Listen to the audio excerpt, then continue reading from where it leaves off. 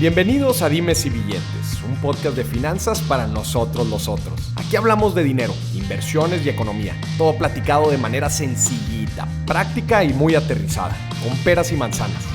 Yo soy Maurice Dieck, un fiel creyente de que necesitamos educación financiera para tomar mejores decisiones en nuestra vida. Y también creo firmemente que juntas la educación e inclusión financiera son pilares fundamentales para que todos tengamos una vida mejor.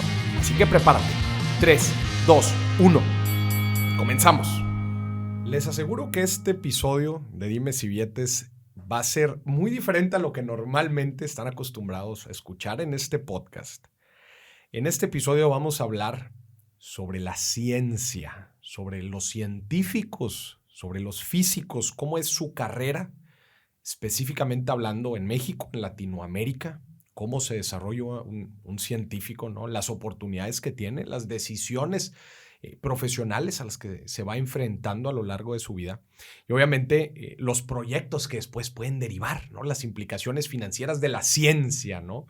Y para eso tenemos un invitado muy especial, una mente brillante de nuestro país. Alan Valdivia, ¿cómo estás? Bienvenido, físico en acelerador de partículas. ¿Cómo estás? Sí, así es. Muchísimas gracias por la invitación. Todo bien. Ya había tenido oportunidad de estar visitando no solamente tu estudio, ya habíamos podido tener algunas conversaciones en privado, pero bueno, qué mejor que poder compartirle a tu audiencia lo que tanto nos llamó la atención, ¿no? De la intersección entre las finanzas y la ciencia. Sí, Alan, está increíble desde que escuché de ti, del proyecto que traes actualmente, que ahorita entraremos a hablar de eso.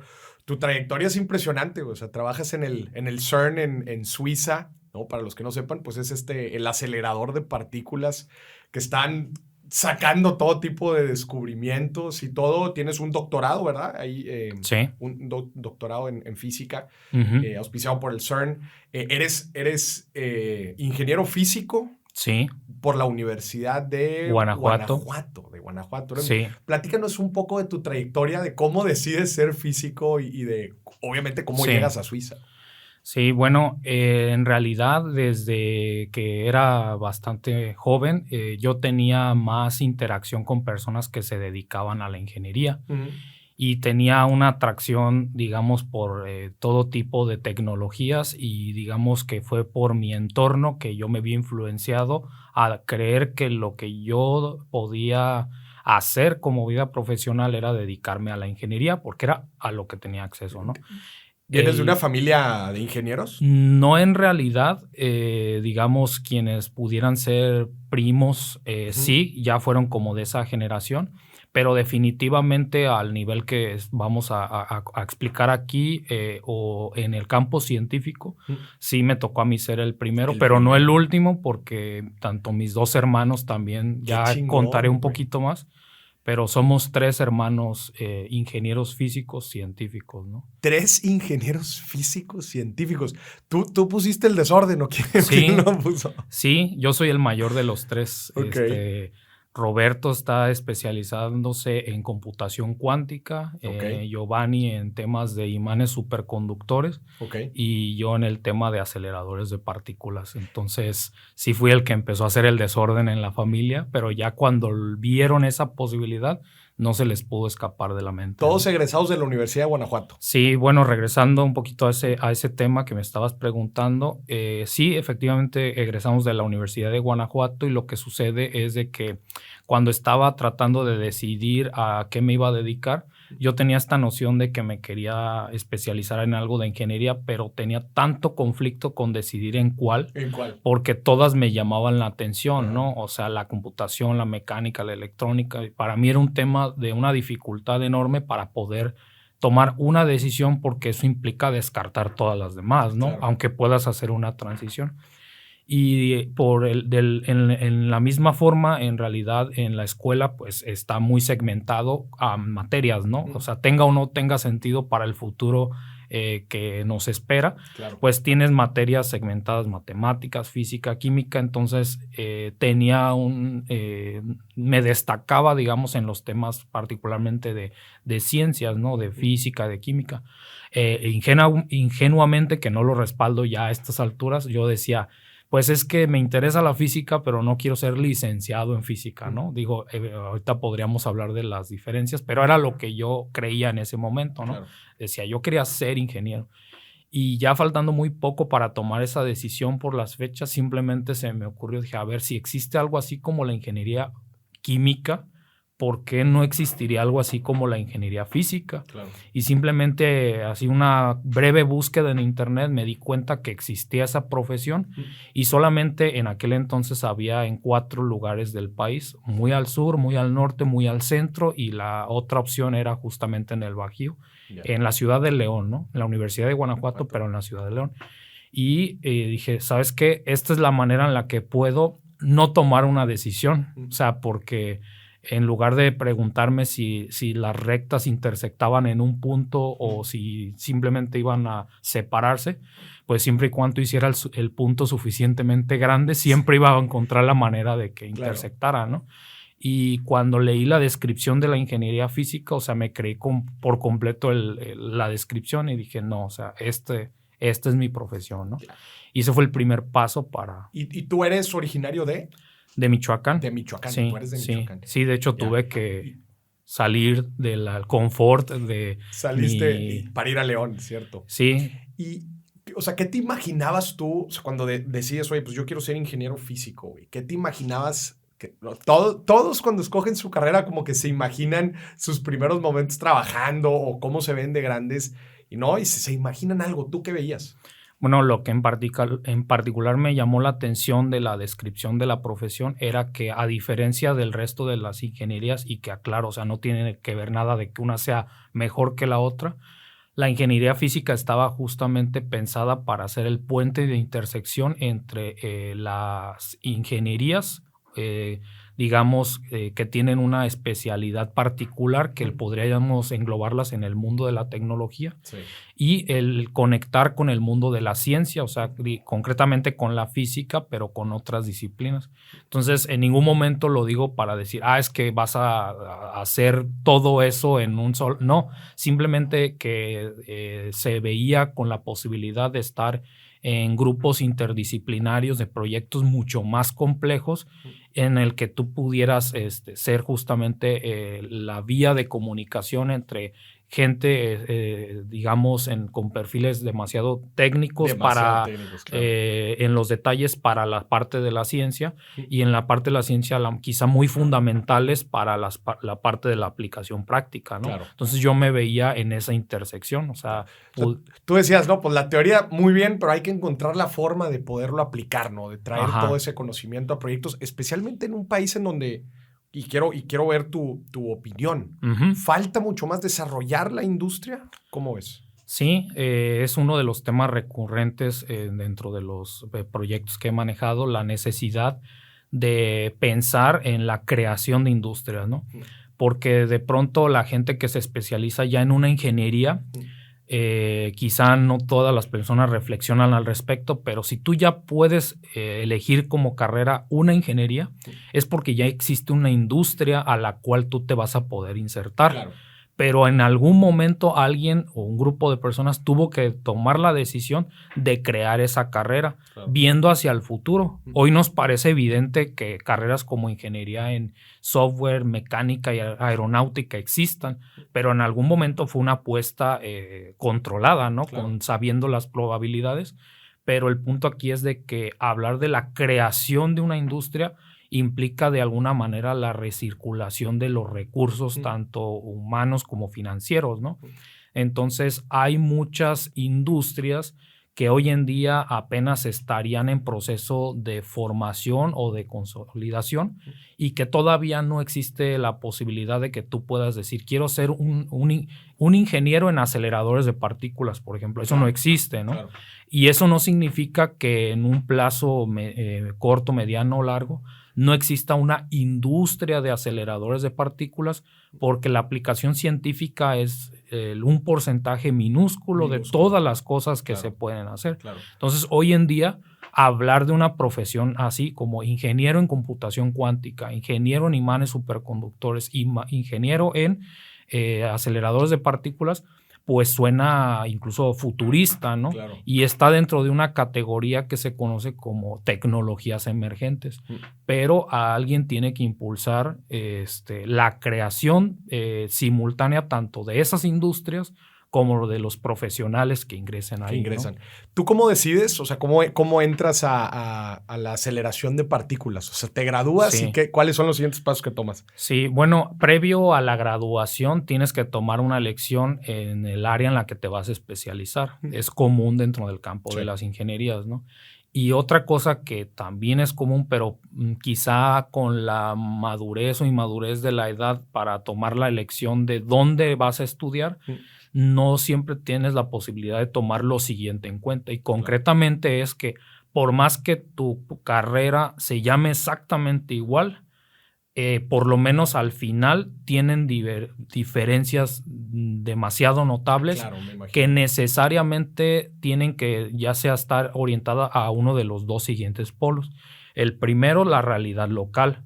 O sea, cuáles son las industrias que en tu región te puedes dedicar, ¿no? Sí, claro. Pero en el otro extremo y en particular en este tipo de profesiones es en el polo global, ¿no? O sea, hacia dónde nos estamos dirigiendo a nivel mundial y no solo a nivel mundial, sino a nivel civilizatorio, ¿no? O sea, ¿qué tipo de tecnologías vamos a impulsar, con quién, dónde y por qué? Claro, ya no es pensar en el, como dices, ¿no? Oye, pues aquí regionalmente, ¿qué uso voy a poder aplicar? Sino como mundo, ¿no? Hacia dónde se está moviendo y ya, quizás probablemente, y eso fue lo que te llevó después a emigrar a Suiza, pero es decir, pues en general el mundo, la tecnología, eso es una visión bien interesante porque justo...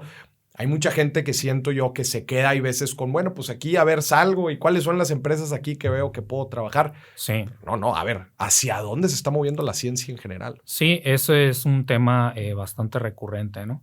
Entonces, ya cuando estás en esas etapas terminales, había, al menos en la región del Bajío, quien esté familiarizado con el estado de Guanajuato, pues sabrá que es el tema de los autos. Claro, muchos amadores. El tema, en realidad el tema de los autos se puede subdividir en muchas cosas, ¿no? Y hay todo tipo de empresas que suministran tecnología a estas armadoras principales, ¿no? Entonces, el tema de la óptica, por ejemplo, es uno de los ramas importantes, al menos dentro de la división en la que yo he estado preparándome. Y concretamente tiene que ver al mismo tiempo con que ahí en la ciudad de León está el Centro de Investigaciones en Óptica. Entonces, está muy planificado para que luego tú hagas un posgrado en algo relacionado a la óptica, la optoelectrónica o la optomecánica. Bueno, son 3 áreas, ¿no? Pero orientadas hacia la óptica, ¿no?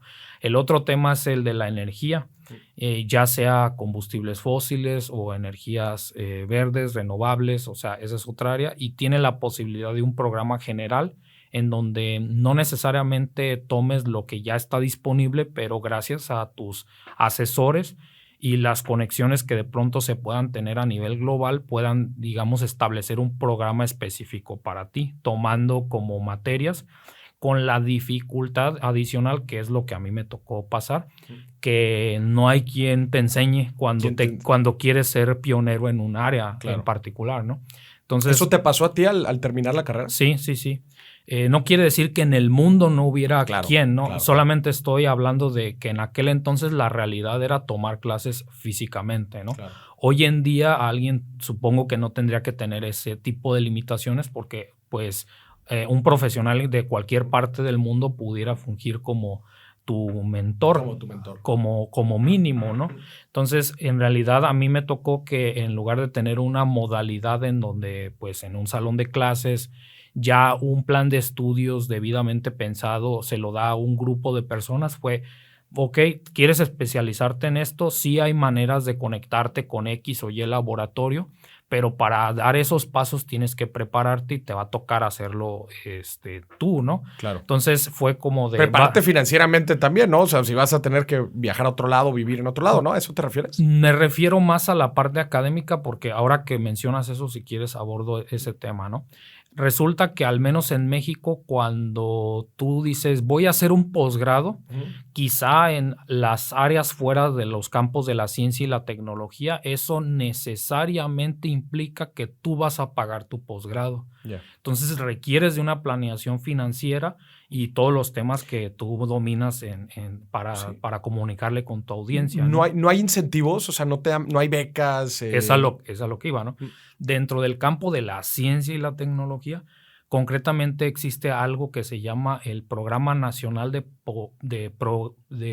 Posgrados de Calidad, el PNPC. Y a grandes rasgos, si un posgrado cumple con determinados criterios internacionales, en realidad, se tienen programas de financiamiento a través de becas por parte concretamente del Consejo Nacional de Ciencia y Tecnología, el CONACYT, ¿no? Entonces, la universidad o el centro de investigaciones en donde vas a hacer tu posgrado te acepta como su estudiante, pero el financiamiento de cómo se va a pagar la colegiatura y tu manutención no viene directamente necesariamente de la universidad, sino a nivel federal. Claro. Entonces, me atrevería a decir que el 99% de los físicos, o bueno, 9 de cada 10 físicos, por lo menos en México, no hacen un posgrado pagado en México, ¿no? O sea, tiene una solidez financiera o un impulso por parte de lo federal para que tú puedas hacer algo así. Entonces, la planeación no es un tema financiero, es más bien un tema de elegir en qué te vas a especializar, a qué posgrado vas a poder aplicar y muy probablemente, o más bien la forma en la que se hace es que la asignación de tu beca está, empalmada directamente con que te acepten o no en la institución a la que vas a estar. Entonces, en el momento en que te informan, tú has sido elegido para hacer este programa, es sinónimo de, ya estamos tramitando tu beca para que lo único que te tengas que concentrar es volverte el experto dentro de tu campo. Dentro ¿no? de tu campo. Y hablo en general de muchas áreas de la ciencia y la tecnología. Claro. Oye, ¿y cómo tú decides entrar entonces a la aceleración de partículas? Bueno, resulta que dentro de mis intereses yo tenía orientado que la parte de la información, o sea, computación, etcétera, era uno de mis temas favoritos, ¿no? Por otra parte era la energía, ¿no? Ya sea lo relacionado a la posibilidad de explorar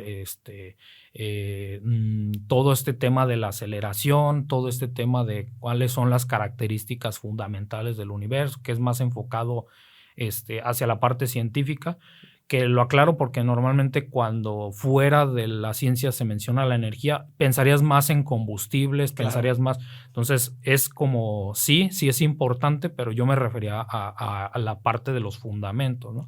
Y el otro tema era el espacio. Entonces decía, bueno, por las características de las personas a las que yo podría acceder dentro de mi entorno, y una combinación de qué era lo que más me llamaba la atención, o sea, decía, pues, ¿sabes qué? Me interesa bastante el tema de la energía, ¿no? O sea, me iba decantando por esa opción. Todo esto antes de graduarte, ¿verdad? Sí, o sea, que porque te empiezan a decir, esa oye, encamínate hacia la rama donde te vas a querer desarrollar. Claro, y en ese sentido sí se parece a una planeación financiera, pero el recurso que estás administrando es tu tiempo, no tanto así tu capital, ¿no? Entonces sí tienes que decir, a ver, si yo quiero especializarme en esta cosa, necesito hacer estos extras, tomar estos cursos extras para poder orientarme hacia donde quiero ir. Claro. Entonces es común que puedas hacer decisiones como voy a adelantar materias durante el verano, o voy a tomar más o menos materias en este semestre con respecto al otro, porque el último lo quiero tener más libre para tener una estancia. Sí. O sea, sí tienes que hacer ese tipo de administración de tu tiempo, ¿no? Eso es bastante vital, pero sí, todo eso es antes de la graduación, ¿no? Entonces tú empiezas a tomar todos estos cursos y te gradúas, ¿y qué haces inmediatamente? Me da mucha curiosidad. Cuando te gradúas, ¿qué fue lo primero que hiciste profesionalmente? Bueno, podríamos discutir si lo calificamos como profesionalmente o no, Pero justamente, al menos en el mundo de la física, lo más común es que inmediatamente de graduarte de la licenciatura ya estés incluso aceptado en el posgrado. En el posgrado. En el literal. posgrado, ¿no? Y ese es la mayoría de los casos que tienen una pretensión de realizar una carrera académica o especializarse en la ciencia, ¿no? Es relativamente poco común que alguien que tenga ese plan decida, voy a hacer otra cosa, voy a trabajar, voy a ahorrar, porque como está el incentivo de la beca, Claro. tú puedes dirigirte concretamente a eso, ¿no? Fue mi caso precisamente, y ya antes de salir de la ingeniería, yo ya sabía que había entrado hacia la maestría, ¿no? Yeah. Ahora, lo que sí me fue acercando hacia todo el tema del CERN es que resulta que, al menos en México, existe algo que se llaman los programas tanto experimentales y teóricos de estancias en el extranjero. Y es algo que se gestiona también por medio del CONACYT. Entonces, lo que se hace es que se difunde la convocatoria en las distintas instituciones donde se ofrece el programa de física y se hace un entrenamiento de algunos cuantos días, o al menos esa fue la modalidad en la que a mí me tocó participar.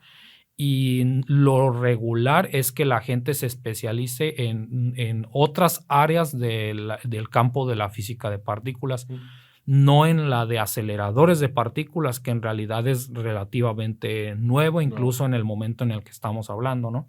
Entonces, cuando se hacen estas convocatorias, llegan estudiantes de ciencias de todas partes de México, se hace un entrenamiento altamente intensivo sobre los temas que posiblemente verías en estos laboratorios internacionales. Se hace un más bien un segundo filtro, porque el primero es si te aceptan o no, de acuerdo a tu trayectoria académica, etcétera. Y lo último es una entrevista en inglés en donde te tienes que exponer, digamos, ¿por qué razón tú querrías estar en X o Y laboratorio? Yeah. Donde, por ejemplo, sigue siendo cierto que el CERN es el más popular, al menos dentro de los estudiantes, y ahí te vas dando cuenta, por ejemplo, que si todo mundo empieza a decir, yo me quiero ir al CERN por esto y por esto, quizá no tengas la suficiente información para conectar el hecho de que quizá para lo que tú quieres hacer no necesites ir necesariamente al CERN, ¿no? Yeah. Entonces, platícanos nada más rápidamente, porque igual estamos dejando a alguien atrás. ¿Qué es el CERN? El CERN es el Centro Europeo para la Investigación Nuclear, que en realidad, por un tema de preservar su marca, digamos, no han buscado cambiarle el nombre, porque en realidad lo nuclear, eso ya era en los 70s. Claro. O sea, para que la audiencia lo tome en cuenta, o sea, el núcleo de cualquier átomo en realidad es inmensamente enorme comparado con las escalas a las que estamos hablando aquí, que es la física de partículas. Entonces, el CERN conserva sus siglas, pero en realidad se le conoce pues como el Centro Europeo de la Física de Partículas, ¿no? Aunque ya no coincida el nombre. Claro, que la gente igual y lo puede relacionar si vieron la película, ¿en cuál salía? En el Código Da Vinci sale en el Código Da Vinci. Es como este túnel, ¿no? Es un túnel que va por la frontera de Suiza y Francia. Sí, ¿verdad? Es un diámetro. Lo describo si quieres rápidamente, ¿no?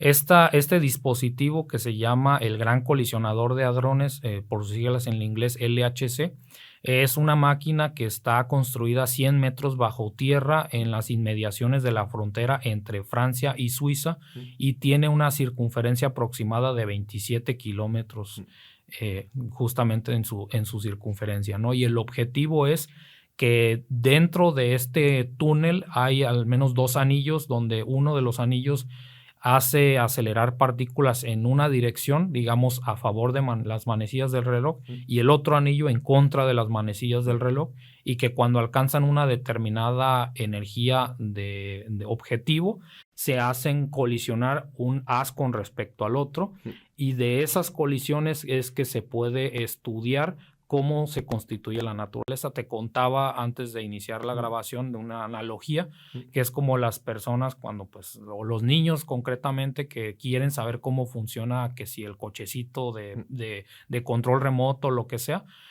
A lo mejor los padres no están de acuerdo, y entiendo por qué, pero de pronto destruyes tus juguetes para ver de qué están hechos, y en la medida en la que puedes encontrar la forma de volverlos a ensamblar, eso te da una comprensión de cuál es su funcionamiento.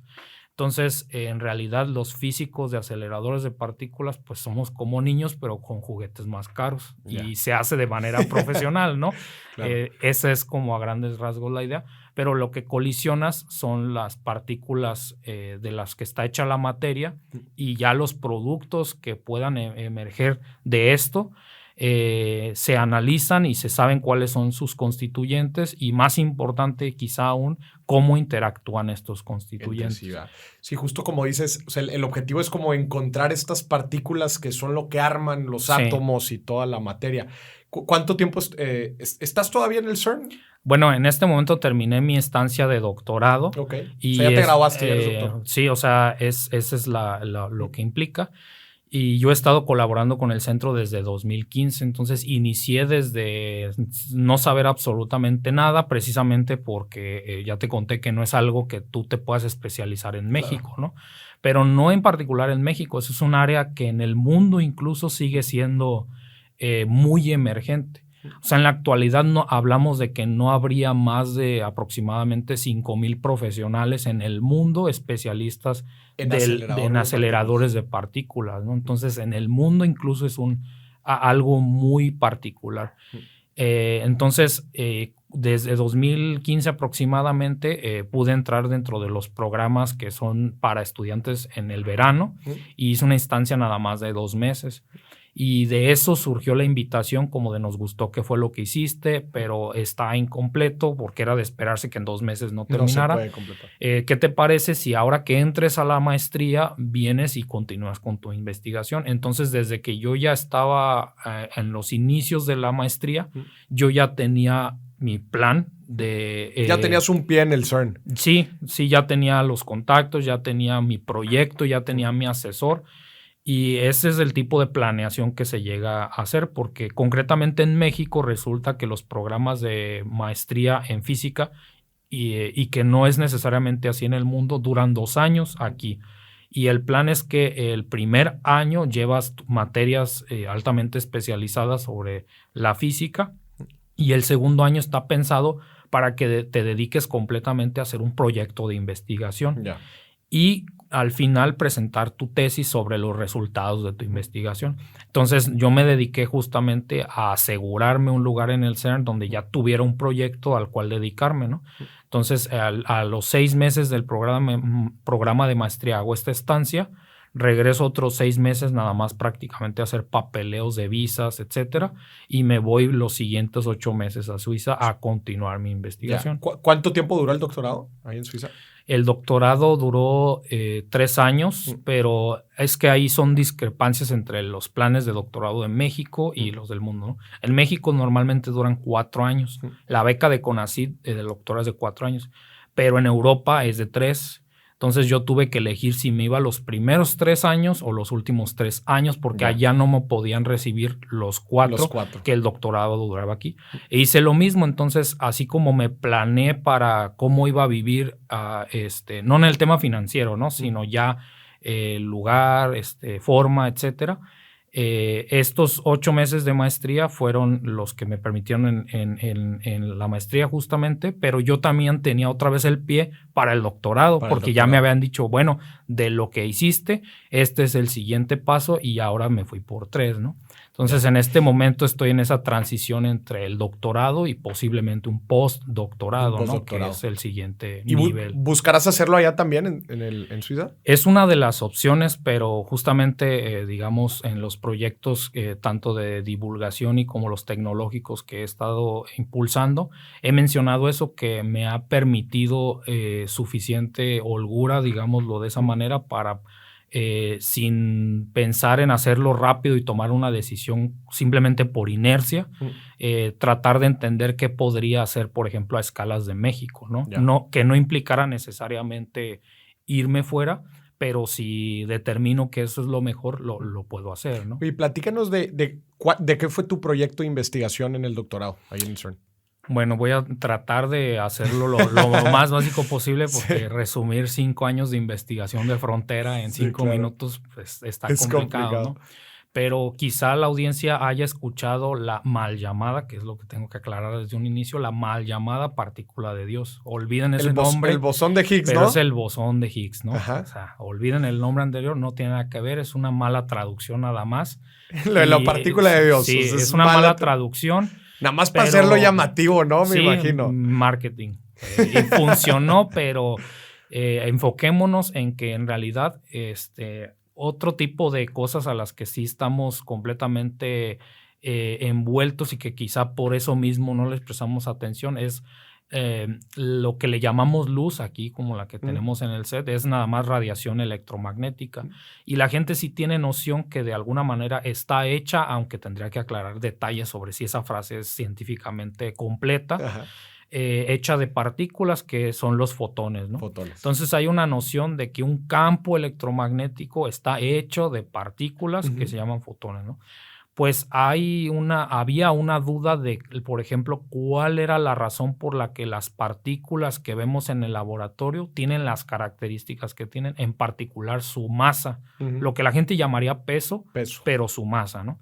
Entonces no había una explicación de cuál era el origen de la masa de ciertas partículas y se propuso que así como el campo electromagnético, el gravitacional, el nuclear débil y fuerte, que estos últimos dos quizás no sean conocidos popularmente, pero mencionemos lo que existen más campos. Hay uno que justamente se propuso teóricamente para explicar por qué las partículas tenían masa. Y quien lo propuso justamente fue Peter Higgs. Entonces Peter Higgs dijo, este es el mecanismo que explicaría que este campo le diera esta propiedad a las partículas. Y el experimento del Gran Colisionador de Hadrones tenía el principal objetivo encontrar esa partícula. Yeah. Si encontrabas esa partícula, implicaba que el campo existía. Y si el campo existía, implicaba que el mecanismo funcionaba.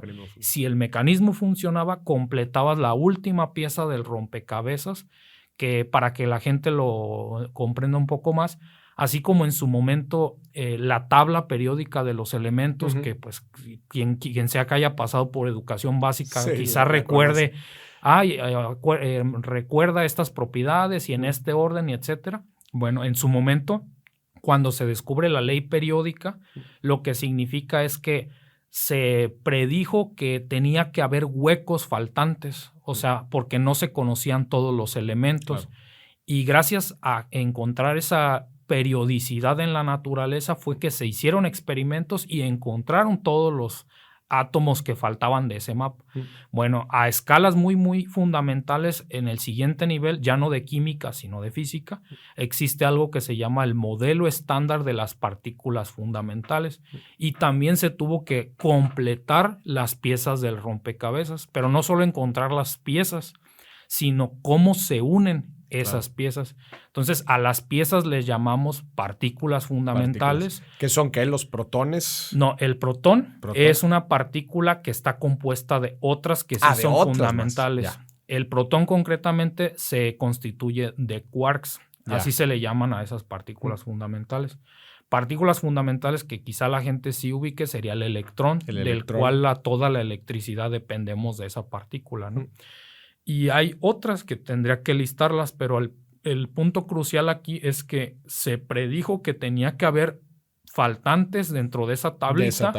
Se hacen esos experimentos y una de esas partículas faltantes era el bosón de Higgs. Entonces, por eso fue todo ese experimento para poder completar el equivalente a la tabla periódica. Y así como en su momento era algo solamente científico, como de ¿y para qué estás encontrando elementos, no? Si nuestra realidad es de lo que está hecho el aire, de lo que está hecho nuestro cuerpo. O sea, ¿por qué querrías encontrar? Y los científicos en su momento pues no lo sé. O sea, a mí me interesa y los vamos a descubrir. Pues todas las industrias, aquí podríamos listar todo lo que ha impactado desde que se estableció esos conocimientos. No fue de un año para otro, ni una década. Y es un desarrollo hacia futuro. Y nuestra civilización en gran parte está como está gracias a la química concretamente, que bueno, la gente que haya estudiado química quizá no esté de acuerdo con esto, pero la química es una rama de la física en varios sentidos. No quiere decir que sea mejor que otra cosa, pero La electrónica misma también, en su momento, todos los desarrollos de transistores lo hicieron científicos físicos concretamente. Y ya cuando se establece a nivel de prototipo y de que las cosas funcionan, ya dices, esto tiene potencial, hagámoslo una industria, ¿no? Claro. Y surge la ingeniería electrónica, eléctrica, etcétera, ¿no? Claro, pero fue a partir de ahí, ¿no? O sea, sí. y es lo que dices. A ver, pues en el acelerador de partículas, ¿no? Chocan estas dos... ¿qué fue lo que chocó? Son haces de protones. Haces de protones, descubren el bosón de Higgs, arman el rompecabezas, pero no significa que esa partícula era la que, ¿no? Porque como que se platicó un poquito que esa era la partícula más fundamental y que unía a todas las demás. No necesariamente. Sí, no necesariamente al nivel que nos permite describir lo que te llamé del modelo estándar de las partículas fundamentales. El rompecabezas ya está completo a ese nivel. Pero resulta que hay ciertos fenómenos físicos que no se pueden describir dentro de ese marco conceptual. Claro. Y justamente se le da el nombre, bueno, quizá no tan creativamente, de física más allá del modelo estándar. Es simplemente decir, aquello que todavía no es descriptible por lo que ya creamos saber, ¿no? Entonces, hay concretamente 3 fenómenos que intentaré no extenderme de más, pero uno de ellos es el hecho de que en el universo toda la materia de la que estamos hechos justamente le llamamos materia, pero hay una contraparte que es lo de la antimateria. Ajá. Y la antimateria, cualquier experimento que realices a nivel de laboratorio, siempre vas a encontrar que se produce en igual cantidad. Okay. O sea, tú puedes, a partir de algo que no es material, como la radiación electromagnética, concretamente los llamados rayos gamma, un rayo gamma puede al mismo tiempo producir que no crear, que hay una historia de por qué se tuvo que hacer esa distinción que luego de producir y no crear. Ajá, pues de producir. Y se crea tanta materia como antimateria. Okay. Y sucede. ¿Para crear un balance? En física es muy importante los balances, no porque así lo queramos, sino porque la naturaleza funciona así, o al menos es lo que creemos ver. Y el proceso opuesto también es verdad. Si pones materia con antimateria, van a aniquilarse, es el término técnico que utilizamos, y producen otro tipo de cosas, ¿no? Pero ya no materia. Entonces, a nivel de laboratorio siempre hay un balance. En términos financieros, para que nos entendamos, es como no vas a crear ni eliminar capital, sino que si yo te presto 100 pesos, claro, yo tengo más 100 y tú tienes menos 100, sí, pero en realidad la suma sigue siendo 0. Correcto. Hay un balance, ¿no? O como en el balance general, ¿no? Que dices, oye, pues todo lo que tienes tiene que afectar, o lo pusiste tú o lo pediste prestado, pero tiene que venir de algún lado, tiene ¿no? que y venir, por eso tiene que sumar. Y tiene que venir de algún lado, ¿no?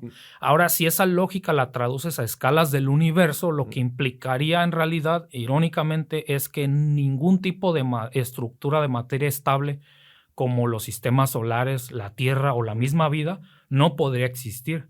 Porque resulta que en el universo hay predominantemente más materia que antimateria. Entonces, a ese fenómeno se le conoce como la asimetría bariónica del universo. Es un tecnicismo para decir, no tenemos ahorita una explicación literal de por qué existimos. O sea, si las leyes que entendemos a nivel laboratorio aplicaran a nivel de todo el universo, se desestabilizaría. Claro, eso es algo bien interesante, ¿no? Y corrígeme si me equivoco. O sea, las leyes físicas que vemos que aplican en el universo, cuando las analizamos a nivel fundamental de átomos, no concuerdan. Sí, pero no concuerdan en un sentido de que una cosa esté bien y la otra esté mal, sino que es una cuestión de escala. Quizá pudiera pensar, o sea, imaginemos que estamos tomando una fotografía de las leyes del universo. Si tú solamente tienes una cámara viejita de unos 10 megapíxeles, a lo mejor solamente alcanzas a distinguir cosas como círculos, ¿no? O sea, en lugar de rostros, círculos. Y tú puedes hacer una teoría que diga, bueno, pues a nivel de estas escalas de 10 megapíxeles, basta con que describa la naturaleza en términos de círculos y todo funciona perfectamente. Pero cuando aumentas la resolución, dices, es que no solo son círculos, sino hay otras características. Entonces, si te fijas, no quiere decir que esté bien o mal, sino dime a qué escala quieres operar, en este caso de energía, y te diré cuáles son las leyes de la naturaleza que van a aplicar en que aplican, ¿no? Ya.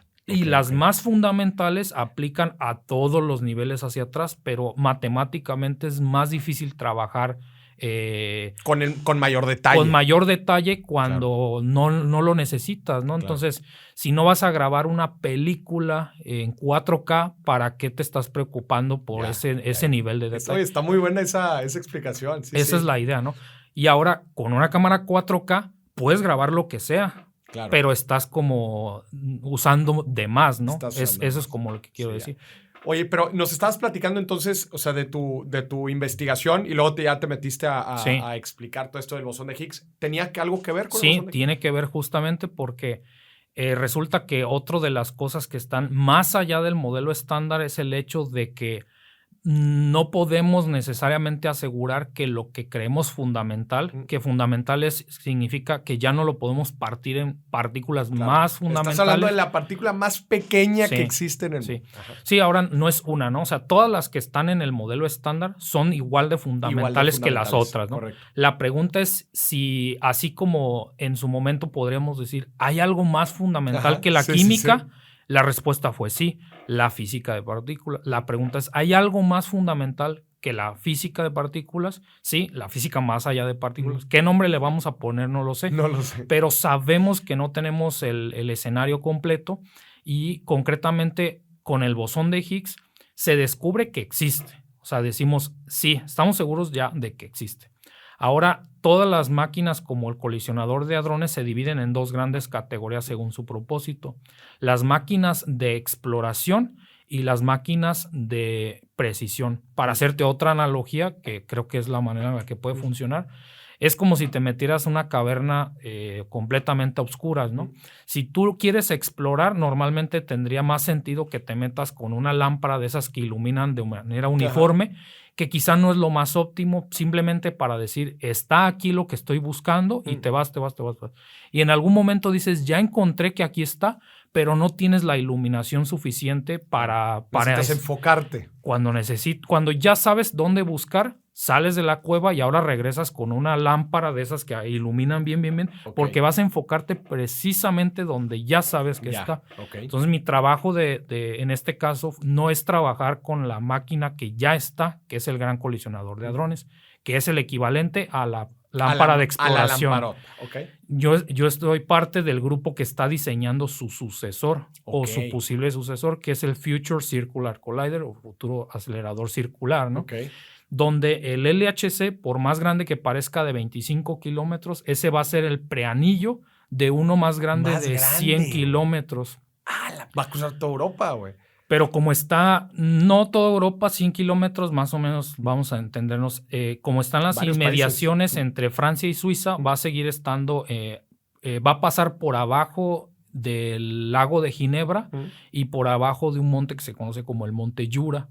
Entonces, en todo lo hidráulico, lo geológico, o sea, es un proyecto multidisciplinario por donde se le vea, ¿no?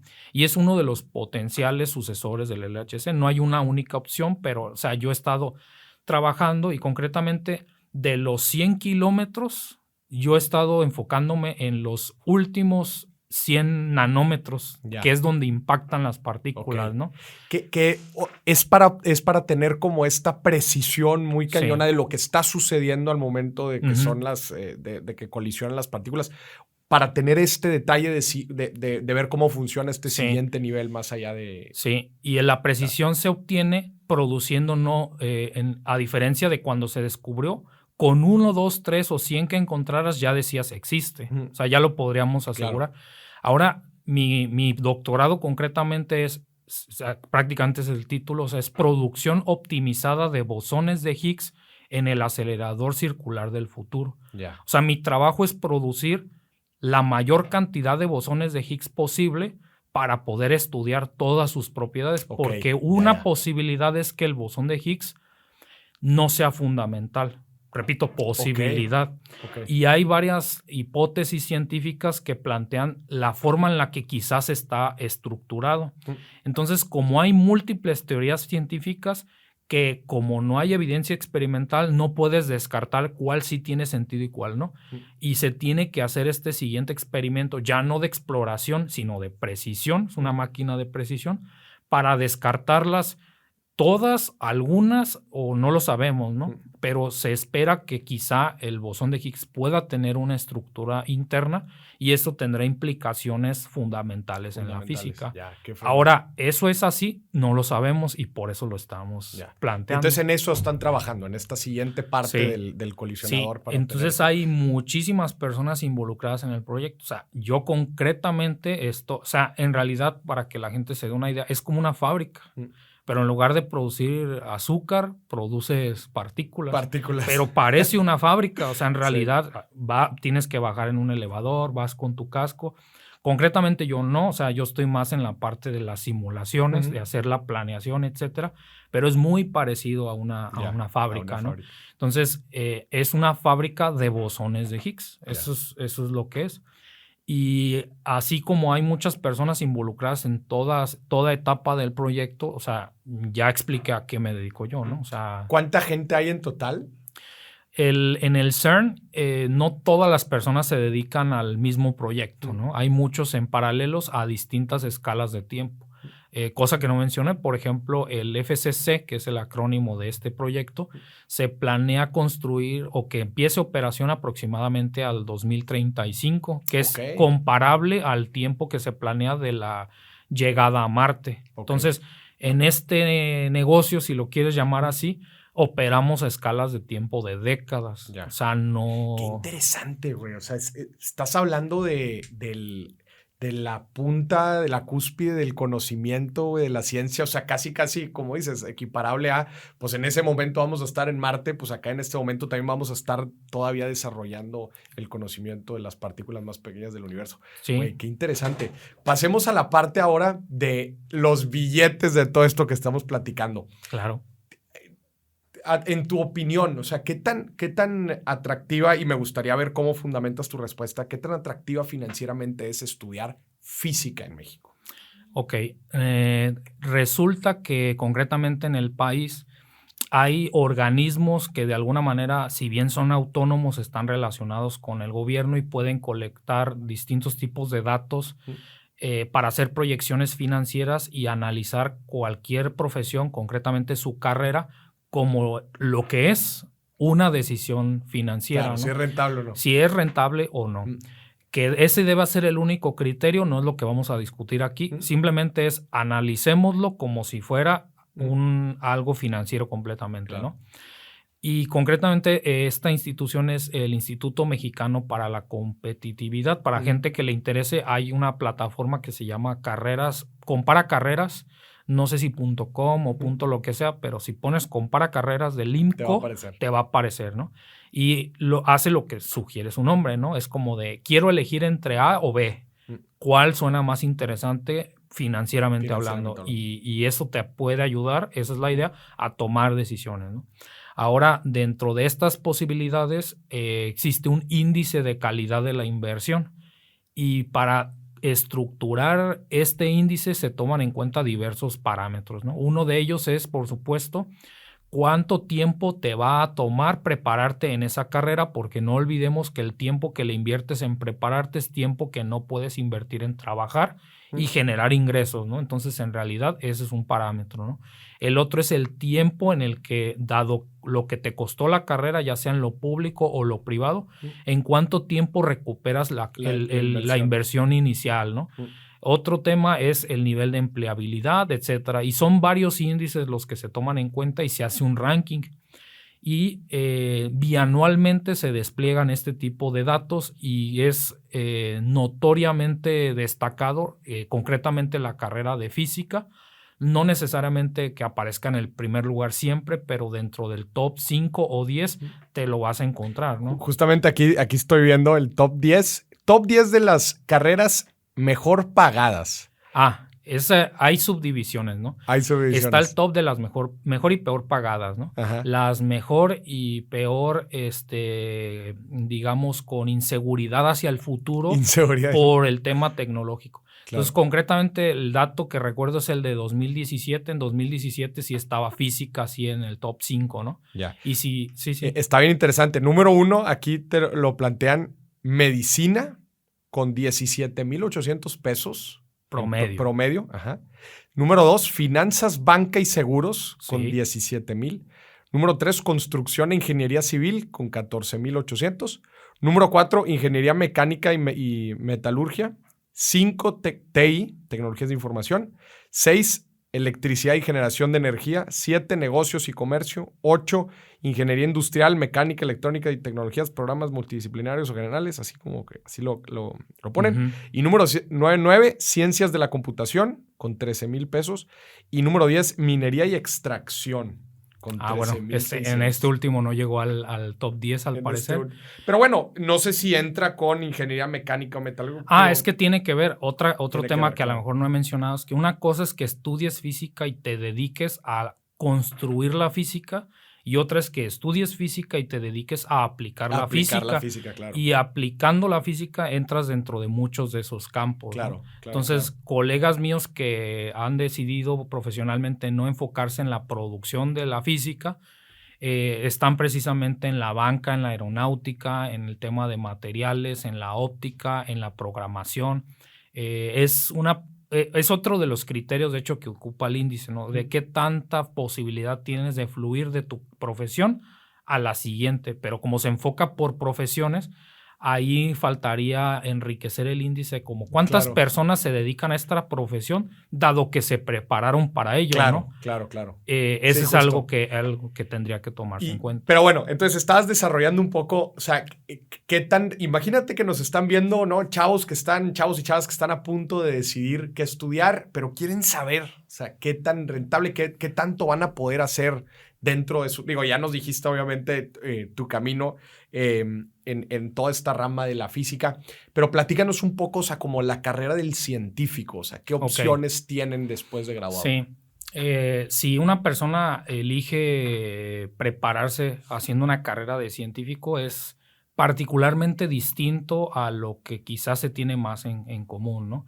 Si alguien tiene la idea de entrar a trabajar en la industria, por ejemplo, hay cierta claridad de qué pasos tienes que hacer. Claro. Si quieres entrar a X o Y otra profesión, de alguna manera hay suficientes profesionales por tanto tiempo que tienes acceso a esa información. Pero resulta que, al menos en México, la mayoría de las personas requieren de estar en un tipo de institución pública, concretamente ya sea alguna universidad o un centro de investigación especializado. Y normalmente esto se parecería más a cómo operan, digamos, los maestros, concretamente dentro de la Secretaría de Educación Pública, todo este tema de plazas, etcétera, ¿no? Pero no es como algo inmediato de que tú egreses del doctorado, porque hay que aclarar que dependiendo de la institución a la que tú pretendas, digamos, entrar como profesor investigador, que esa es otra cosa a tomar en cuenta, a diferencia de otras partes del mundo, donde solo puedes ser o puedes dedicarte a ser solo profesor o solo investigador. En México es muy común que se le exija a la gente ser profesor investigador. Ya. O sea, ¿quieres investigar? También tienes que estar frente a un grupo y transmitir esos conocimientos. Eso es muy común. Podríamos entrar en los pros y en los contras, porque ser investigador no implica necesariamente que tengas la pedagogía para transmitir tus conocimientos. Claro. Pero te lo obligan. Pero es parte de esto, ¿no? Como no hay suficiente, ya sea como lo quieras analizar, ¿no? Ya sea que no hay suficientes plazas públicas para todos los profesionales de la ciencia, o que quizá la iniciativa privada no es la que ha sabido integrar a sus laboratorios y centros privados de investigación al capital que se produce de conocimientos. Se han formado figuras transitorias, que es lo que justamente le llaman cátedras. Hay una figura que se llama las cátedras CONACYT, que está dentro del plan de la carrera que, repitiendo otra vez, es muy similar a los profesores que tienen una carrera, me parece que le llaman carrera magisterial, ¿no? Que es como que entras con un sueldo, pero si haces ciertos criterios o cierto tiempo o cosas así, pasas a ciertos niveles y va aumentando. Bueno, El paralelo en México existe el Sistema Nacional de Investigadores. Entonces, el nivel más bajo es si ya tienes tu doctorado y ya estás en pretensiones de entrar como profesor investigador a una institución, eres, lo abreviamos como SNI, ¿no? Sistema Nacional de Investigadores, el SNI candidato. Y eso ya es como un apoyo complementario al sueldo que pueda dar tu universidad. Entonces, es curioso que prácticamente todos los científicos que operan en México tienen como 2 empleados. O sea, la institución a la que pertenecen y tienen una base, y a nivel federal les pagan este plus de acuerdo a los criterios que existen en el Sistema Nacional de Investigadores. Que puedes llegar a varios niveles, ¿no? Entiendo en el Sí, entonces existe el nivel candidato, el SNI 1, 2, 3, y me parece que el último no es directamente accesible por los mismos criterios, pero se conoce como el SNI emérito, ¿no? Ya te vuelves un profesor emérito. Y de acuerdo al nivel al que estás, no es tanto como de ya es un dinero para ti y es el único objetivo, ¿no? Normalmente tiene que ver con, sí, un extra a tu sueldo, pero aparte de eso tienes derecho a, por ejemplo, un cierto monto para asignarle a tener estudiantes. Entonces es como de, mira, aparte de lo que ya te corresponde, hay un recurso que te permite públicamente decirle a tus alumnos, miren, tengo este proyecto y si trabajan conmigo, estas becas hay, ¿no? Y estas son adicionales a las que ya te he contado previamente. Entonces es muy común que puedas ser como asistente de investigación y beneficiarte de esto. Sí. Pero hablemos de números, o sea, porque hay muchísima gente que dice que toda la rama de la ciencia y los científicos y los investigadores están mal pagados en nuestro país. Luego salió ahorita que andamos con toda esta polémica que salió del CONACYT y los investigadores. O sea, hablemos de números, o sea, estos apoyos que reciben, digo, yo sé que quizás puede variar por nivel, pero... Sí. O sea, ¿de cuánto estamos hablando que un investigador puede estar ganando en nuestro país? Te voy a decir algo, porque es mi percepción, y probablemente esté equivocada, me gustaría ver qué opinas tú, pero mi percepción es que muchos de los científicos tienen que migrar a otros países empiezan por programas doctorales o programas de posgrado en donde, pues básicamente los apoyan, ¿no? Y muchas veces... sucede, ¿no? Probablemente lo que te pasó a ti, que, oye, pues es que si yo quiero ejercer desde, quizás no una ingeniería tan compleja como la tuya, pero computer science, ¿verdad? Programación. Sí. Oye, pues si quieres en verdad estar en el máximo nivel de esa categoría, pues sinceramente no está en México. O sea, si quieres trabajar en lo top de la programación, pues quizás vas a estar en Nueva York, quizás vas a estar en Silicon Valley, ahí te vas a estar desarrollando, ¿no? Sí. Igual sucede en muchas otras industrias, ¿verdad? O sea, de ingeniería. Tú, oye, pues colisionador de partículas, pues no lo vas a hacer en México, ¿no? O sea, tienes que irte a Suiza. Entonces, mi pregunta es, o sea, ¿en verdad es lo suficientemente atractivo en nuestro país o en verdad te tienes que ir a otro lado para que tengas en verdad una remuneración interesante y atractiva? ¿Qué opinas tú? Bueno, voy a tratar de elaborarlo. Resulta que cuando tú te dedicas a algo como la física, tarde o temprano terminas teniendo esta visión global de quién hace qué, dónde, cómo y por qué lo está haciendo, ¿no? Claro. ¿Qué es lo que estás mencionando? O sea, ¿dónde está el CERN de tu profesión? ¿Dónde está el Silicon Valley? Esa es la gran pregunta, güey. ¿Dónde está el CERN de lo que tú estás haciendo? Te quieras dirigir hacia allá o no, es algo que tarde o temprano terminas respondiendo, ¿no? Claro. Lo averiguas, ¿no? Ahora, dentro de la realidad nacional, ya hemos comentado más o menos cuáles son los promedios, los sueldos, etcétera. Bueno, más bien tú mencionaste el ranking. Pero me gustaría que tú también me lo dijeras, porque yo sé que estos rankings, la neta, no se pueden, o sea, se pueden considerar en un agregado y en un promedio nacional muy complejo. Pero me gustaría, o sea, ¿a cuánto puede aspirar un investigador en una escuela, vamos a ponerle privada, con el apoyo del CONACYT además?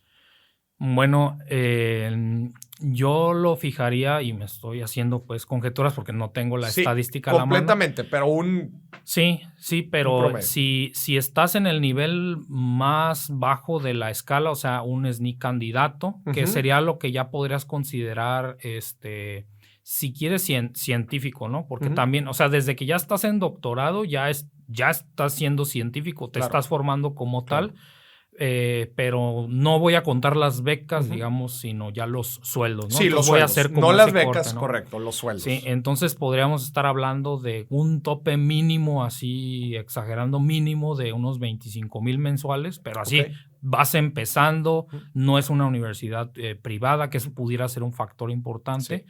O sea, eso 25,000 mensuales de la universidad, ¿cierto? O el apoyo al SNI. Con el apoyo de SNI, o sea, lo podría fijar bajo, ¿no? O sea, estoy yéndome bajo, o sea, ¿no? el rango bajo es 25,000 ya los 30, dos. Sí, entre 25. Voy a darte todos los dos ahorita, ¿no? Mucha de Pero la sí gente... me gustaría saber la distinción. O sea, ¿cuál es el apoyo al SNI en este número? Ya. Sí, quizá... O sea, ¿es 25? Sí, entre 20 de base y quizá entre 5 y 7. Es que va cambiando año con año, no recuerdo cuál es la cifra. Pero sí puede fluctuar entre quizá el 60% de tu sueldo, si quieres mejor lo ponemos en porcentajes, viene de la institución. El 60%. Y el 30% es el plus 70, que viene 30. de CONACYT, ¿no? Ese pudiera ser una distribución. Entonces, una persona entrando así, SNI candidato, 25. Entre 25 y 30. 25 y 30. Sí, no, instituciones públicas que sean muchísimos más grandes tienen más porcentaje de su base y sí puedes ir entrando con un poquito más, ¿no? Quizá la mayoría de las personas se concentran no en el candidato, porque la idea es que si ya no eres candidato ya estás dentro del sistema. Se concentrarán en el nivel 1, por ejemplo, por unos cuantos años de su carrera, o sea, antes de los 40 quizá. Y ya estamos hablando de más de 35,000, quizá 45,000, ese rango, ¿no? O sea, ya implicaría estar en un SNI 3, ahora aclaro, ¿no? Esto implica que entre más vas subiendo dentro de la jerarquía que estamos describiendo, ya no nada más es tú como profesor y tú como científico, o sea, vas absorbiendo responsabilidades quizás administrativas, tanto dentro del CONACYT o como dentro de tu institución, ¿no? Entonces, no hay un tope concreto, pero tú puedes dedicarte a la ciencia haciendo estas 3 características: hacer el tema administrativo, hacer el tema de la investigación y hacer el tema de la docencia. Y tranquilamente puede llegar a 100,000, 120,000 mensuales, ¿no? Pero ya estamos hablando del top, ¿no? O sea, SNI nivel 3. Sí. ¿Qué porcentaje de los investigadores son SNI nivel 3? Quizá un 10-15%. 10-15% de todos. Porque normalmente ya implica como a estar muy avanzado en tu carrera, puedes ya estar más de los 50 quizá. Entonces es como un progreso.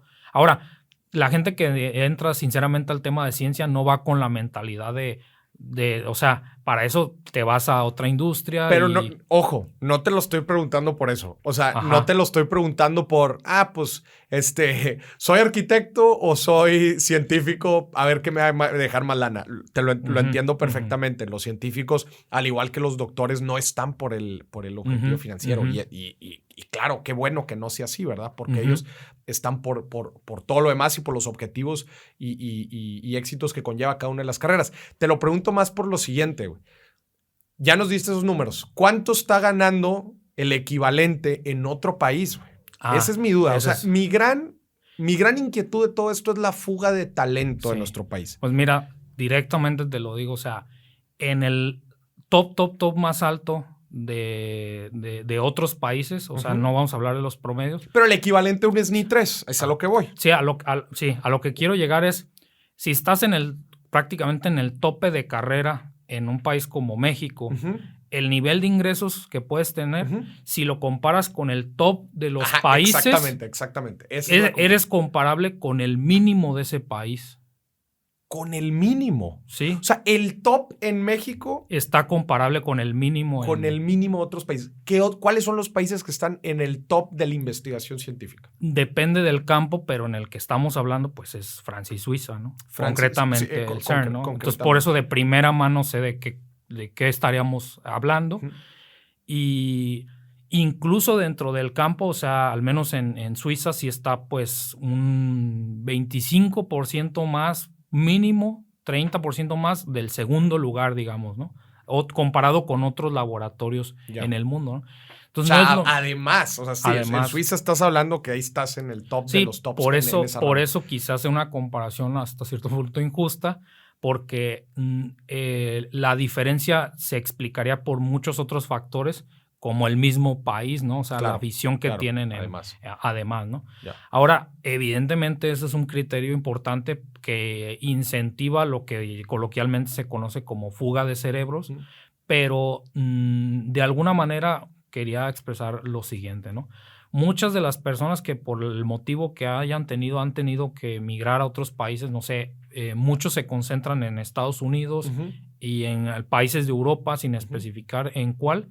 Muchos de ellos no es como que no se pudo aquí, me voy y ya no quiero saber nada del país, ¿no? Muchos de la generación a la que yo pertenezco no podríamos haber continuado en esa dirección sin el apoyo de la gente que se tuvo que ir primero y que tuvo que salir del país y que no pudo estar trabajando en México, ¿no? Claro. Porque son los puentes entre los laboratorios del mundo y nosotros. Claro. Entonces, ese tipo de cosas quizá no se toma en cuenta o no se valora, porque no es como se fueron ¿y dónde está? Y no es por ahí, ¿no? Creo que es bien importante hacer esa aclaración. O sea, a ver, fuga de talento, pues sí, se escucha igual y muy feo, ¿no? Pero al final de cuentas es la gente que está creando los enlaces, ¿no? Para igual también una transmisión de conocimiento y de proyectos, que de eso vamos a entrar a platicar ahorita. Sí. Porque tú traes unos proyectos bien interesantes que quieres aplicar aquí en México con base a todo lo que aprendiste y fuiste desarrollando en el CERN. Me encanta esta aclaración porque sucede igual también, por ejemplo, el tema de los programadores, ¿no? Que es una de las principales que dicen, no, es que los programadores en México se quieren ir porque están ganando el triple o 4 veces más en Estados Unidos. Pero muchas veces son ellos los que vuelven y son ellos los que ponen las empresas con todo el conocimiento y traen el capital y traen todo o sea, es importantísimo esa aclaración que tú acabas de hacer.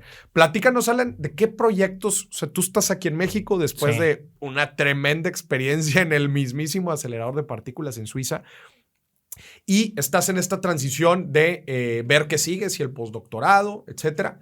Pero traes unos proyectos bien interesantes con aplicaciones muy tangibles en nuestro país. Platícanos de qué se trata. Sí, concretamente estoy impulsando al menos 2 proyectos que contemplan un abanico de distintas audiencias a las que se puede dirigir, ¿no? Por un extremo es la parte de la divulgación científica y es hacia una audiencia más general, donde se hace contenido, digamos, a través de internet y se difunden este tipo de proyectos, ¿no? Y en el otro abanico no es directamente dirigido a audiencias generales o públicas, sino ya es como algún tipo de divulgación científica, quizá empresarial, si así le quisieras ver, que es lo que tú estás diciendo. Es como, mira, tengo el conocimiento de este tipo de tecnologías, con quién hay que hablar para que se puedan implementar en México, ¿no?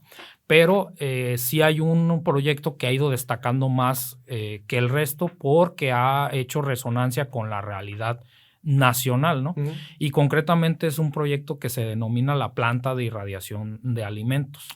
Que como contexto importante, uno de los motivos por los que gente como yo terminó dispersa en el mundo especializándose en aceleradores es porque por lo menos hace 10, 15 años la comunidad científica nacional identificó la necesidad de tener en el territorio un dispositivo científico de naturaleza similar al colisionador, pero mucho más compacto y con otro propósito que si te dijera el nombre técnico, que es fuente de luz sincrotrón, quizá no diga mucho, pero si te menciono como nanoscopio, ya podríamos entender que este instrumento es lo que va a permitirnos, de ser fabricado, hacer todo lo nano, ¿no? Estudiar todo lo nano, nanomedicina, nanomateriales, ¿Es un pequeño colisionador?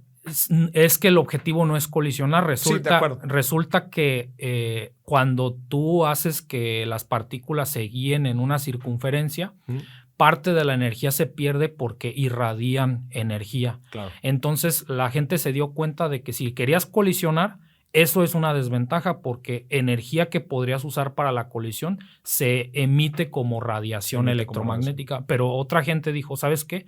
podemos hacer máquinas que específicamente estén diseñadas para irradiar. Para irradiar, correcto. Y estas fuentes de luz lo que te permiten es tener haces de luz más brillantes que el mismo sol. Ya. Y hacer experimentos en minutos, horas o días, lo que te tomaría meses o años. Entonces, por ejemplo, si eres una farmacéutica y hiciste 100 muestras y no tienes la capacidad para distinguir la estructura y saber que este fármaco fue el bueno, pero quieres replicar esa estructura, van a las fuentes de luz, que aproximadamente hay 50 en el mundo. Okay. La más grande e importante es la europea, que está a 2 horas más o menos del CERN, en Grenoble, Francia. Y ahí empresas de todo tipo pueden pagar por haces de luz, o sea, del orden de, no sé, 15,000 euros la hora, o no recuerdo la cifra, pero es muy caro para los estándares generales, pero incentivos económicos hay como para hacer esa investigación. Y en esa óptica, el gobierno, particularmente el Senado, dijo, sí, está interesante, pero no tienes ahora sí que el capital humano para hacer ese tipo de proyectos. Aquí en México. Okay. Pero lo que sí podemos hacer es dar presupuesto para incentivar que se dispersen en el mundo en diferentes laboratorios, aprendan lo que tengan que aprender de los diferentes componentes y eventualmente puedan regresar a no que directamente sean quienes fabriquen el dispositivo, sino entrenar a las siguientes generaciones. Okay. Y se creó la Escuela Mexicana de Aceleradores de Partículas, la MEPAS, en inspiración de la versión estadounidense, que es la USPAS, ese es el nombre. Entonces, normalmente son 2 semanas para aprender lo que te tomaría 6 meses de programas intensivos, y podemos decir que ya está en operación en México el hecho de tener científicos de aceleradores, la generación a la que yo pertenezco, pero ingenieros en aceleradores de partículas, ¿no? Ya especializados. ¿Cuánto cuesta esta máquina? La fuente de luz sincrotrón sí es cara, o sea, podríamos estar hablando de que por cada kilómetro, y normalmente puede estar entre 5 y 3 kilómetros, quizá hablemos de $1 millón, no, $1 billón más o menos. $1 billón. Sí, esa es la inversión que se necesitaría, ¿no? O sea, esas máquinas sí son increíblemente costosas. Digo, te quedo a deber exactamente, a lo mejor hasta me equivoqué por un orden de magnitud, pero los datos que tengo más actualizados es del proyecto que ya concretamente yo he estado impulsando más, que no es el de la fuente de luz, sino que justamente para llegar ahí se han planteado proyectos intermedios de menos energía que sean de interés industrial. Entonces, esta planta de irradiación de alimentos requeriría pues un acelerador de muy baja energía comparado con este, y ese fija el límite de $150 millones, ¿no? O sea, $150 millones, bueno, eso ya está un poquito más en rango. Eso es más accesible, o sea. ¿Y qué podría hacer? ¿Qué beneficios trae? Bueno, la planta de irradiación de alimentos es, un nombre menos técnico, sería un esterilizador de productos, ¿no? Normalmente sí tenemos la noción de que cosas como frutas y verduras empiezan los procesos de fermentación porque hay microorganismos que alimentándose de los nutrientes empiezan a producir alcoholes, y eso ya concretamente es más notable en el tema de la caña de azúcar, por ejemplo, ¿no? El jugo de la caña de azúcar. Pero no es el único producto, ¿no? Lo voy a usar nada más como ejemplo. Entonces, si el jugo de la caña de azúcar solamente lo extraes, empieza a oxidarse inmediatamente al paso de unas cuantas horas, se oscurece y el proceso de fermentación comienza. O sea, si lo quisieras, podrías producir alcohol, que se hace, pero el objetivo es sacarle azúcar, no alcohol. Entonces, si tú esterilizas un líquido como el que estoy describiendo, pues matas a los microorganismos que pudieran incentivar ese proceso, y lo que estás haciendo es, por esta esterilización, aumentar su vida útil. Entonces, algo como el jugo de caña puede pasar de unas cuantas horas hasta 15 días. Sin un tratamiento adicional. Y si además... Sin conservadores. Exactamente. Y si además se refrigera, ya esterilizado puede llegar incluso hasta 30 días. Entonces puedes estimar la importancia de hablar con los empresarios que se dedican a la producción de azúcar y explicarles, mira, yo sé que su proceso funciona y tienen estas eficiencias, pero escúchame, ¿no? Tengo algo que contarte que pudiera ser de tu interés. Y por eso me refiero a eso, ¿no? O sea, que en ocasiones es hablarle a estudiantes, etcétera, que quizá van a ser científicos en el futuro, y en otras ocasiones es hablar directamente ya a individuos identificados dentro de ciertas industrias para plantearles cuáles podrían ser los futuros de sus industrias, ¿no? Yeah. ¿Y cómo vas? O sea, estás en este proceso de levantar capital para este proyecto. Sí. Resulta que no es un proyecto que inició así recientemente, o sea, no es nada más una idea, ¿no? Ya se han hecho estudios de viabilidad para implementarse en ciertos estados, por ejemplo, en Michoacán, que de hecho esa fue la razón por la que eventualmente dentro de mi doctorado prácticamente me hicieron hacer otro doctorado en mi tiempo libre, porque decían, bueno, Alan es el que es originario de allá, tendrá más noción de la realidad de qué productos y etcétera, y sumando sus conocimientos de aceleradores, pues tendrá más sentido que abandere el proyecto, ¿no? Claro.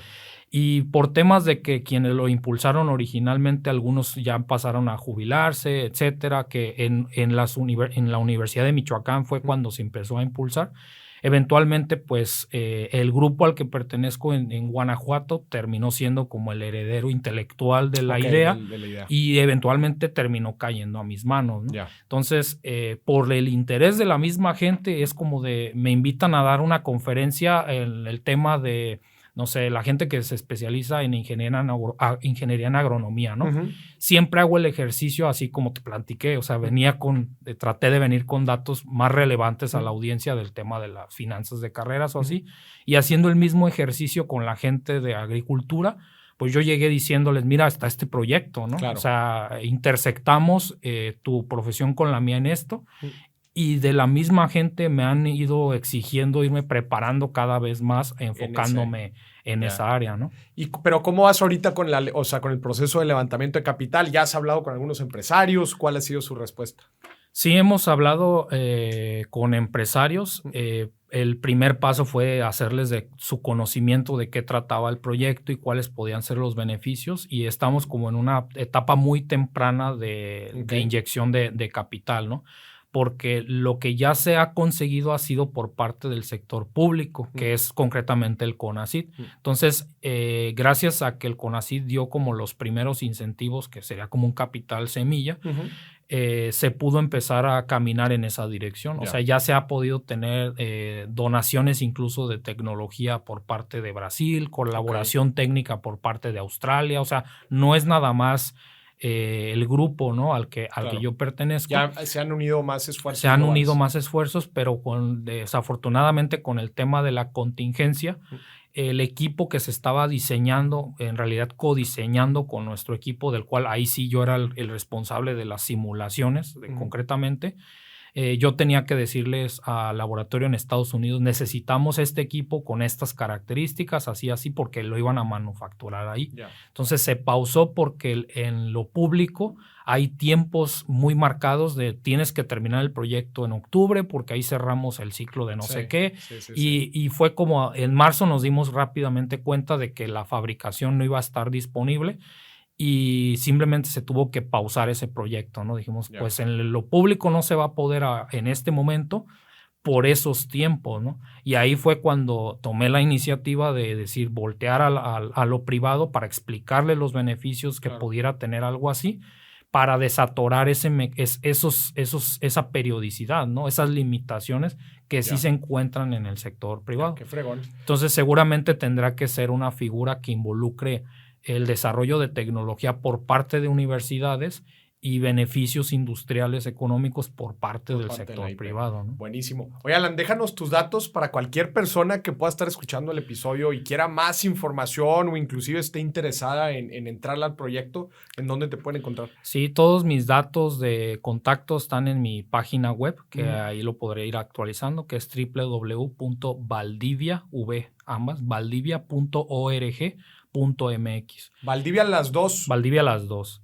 Ya si me quieren contactar por correo o mandarme un WhatsApp y las dos platicar, con V, ¿cierto? Sí, las dos con V. www.valdivia.org.mx. Y tienen muchas aplicaciones en diferentes industrias, ¿no? Claro, solamente di un ejemplo. Claro, aquí. Pero entradita en la alimentos, ¿no? Exactamente.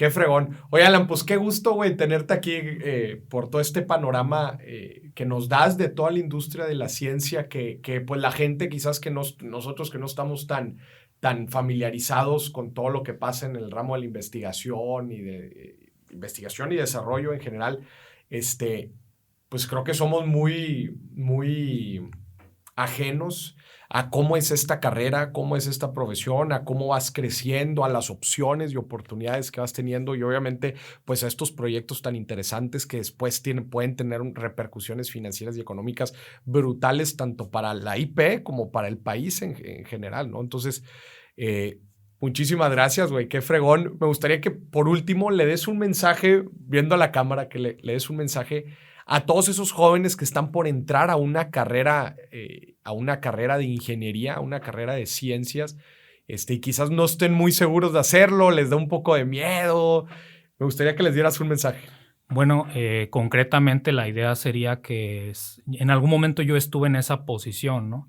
Y desafortunadamente, o más bien a pesar de eso, de no tener la posibilidad de hablar con un científico, tuve la fortuna de tomar las decisiones correctas, pero prácticamente a ciegas en ese momento, ¿no?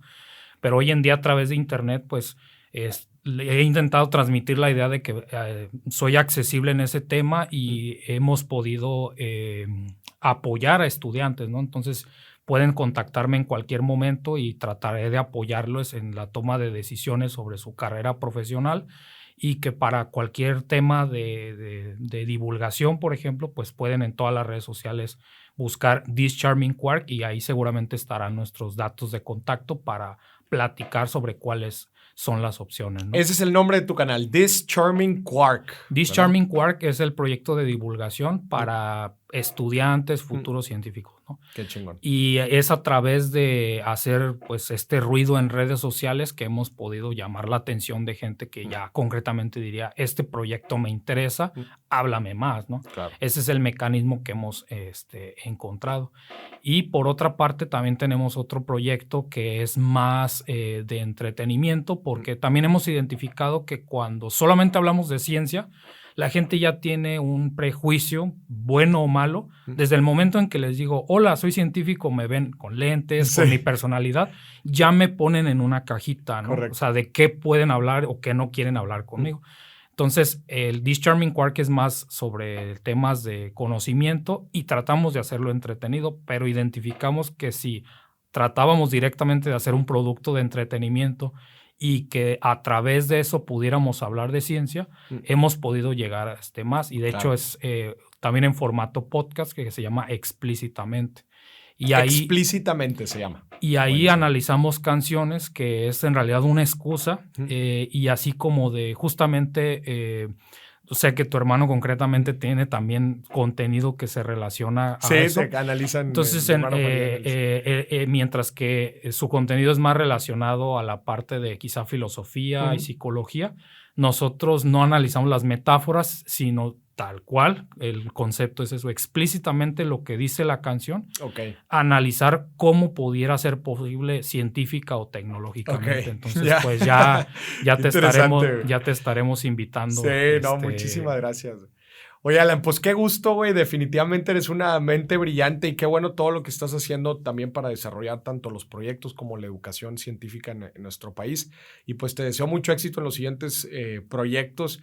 Y aquí tienes un medio de divulgación para todo lo que necesites. Igual, pues en una de esas encontramos aquí algún empresario interesado que quiera entrarle de alguna forma a los proyectos. Pero bueno, pues te agradezco muchísimo por estar aquí. Dime si Billetes es tu casa. Muchísimas gracias por la invitación. Hasta la próxima. Nos vemos.